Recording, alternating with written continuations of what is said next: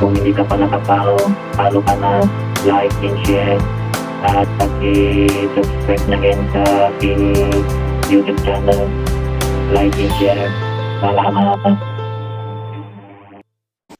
Oo, mahirap lang kami.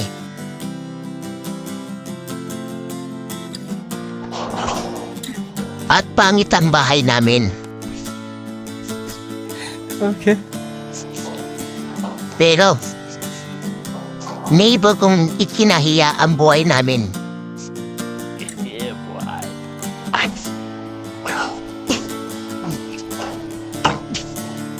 Pero, once na dumalaw ka sa bahay namin, Advance ako mag-isip. ipagsisilbihan kita. Nice. Pagluluto kita ng pakbet at tinulang manok. Paano masabi?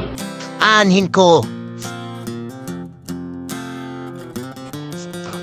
ang mayamang kamag-anak, malaking bahay. Pero once na dumalaw ka sa kanila, ikaw pa mismo ang magsisilbi sa kanila. Ano ba to?